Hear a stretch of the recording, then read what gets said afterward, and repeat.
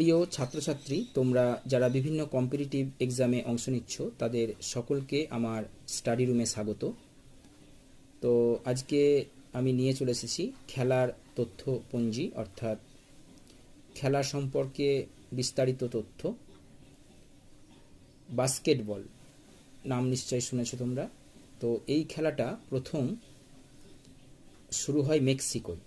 এই খেলার আবিষ্কারক আমেরিকার জেমস লাইসমিথ 1891 সালে।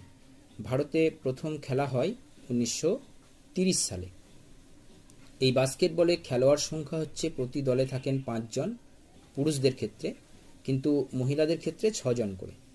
কিন্তু প্রত্যেকটা দলে সিলেক্ট করে রাখা হয় 12 জন করে, ঠিক আছে। তার মধ্যে 5 জন করে পুরুষদের ক্ষেত্রে এবং মহিলাদের ক্ষেত্রে 6 জন করে খেলায় অংশ নেয়।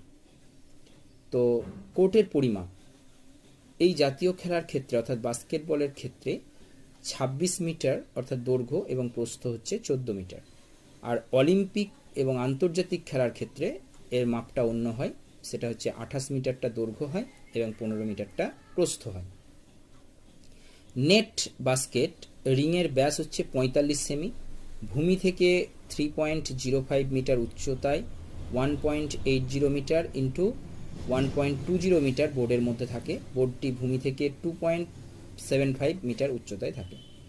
বলের ওজন হয় 600 থেকে 650 গ্রাম এবং পরিধি হয় 75 থেকে 78 সেন্টিমিটার।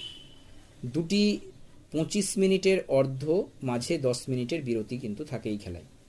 এই খেলার সঙ্গে জড়িত শব্দগুলো হচ্ছে বল, বাস্কেট, তারপরে তোমার blocking, dribbling, free throw, held ball, holding, jump ball, multiple throw speed, এই সমস্ত শব্দগুলো জড়িত। খেলায় জড়িত ট্রফি বা কাপগুলো হচ্ছে বাসন্ত ঝা ট্রফি বা বিসি গুপ্তা ট্রফি, তারপরে হচ্ছে towed Memorial trophy, William Jones cup, federation cup, এগুলো এই খেলার সঙ্গে যুক্ত। নেক্সট হচ্ছে ব্যাডমিন্টন। অনুমান করা হয় চীনে এই খেলার উৎপত্তি হয়, আনুমানিকভাবে বলা হয়। তবে আধুনিক ব্যাডমিন্টনের উৎপত্তি হয় ব্রিটেনে, আর ক্রম উন্নতি ঘটে ভারতের পুনায়, মহারাষ্ট্রে আর কি। তাই একে পুনা গেমও বলা হয় ব্যাডমিন্টনকে।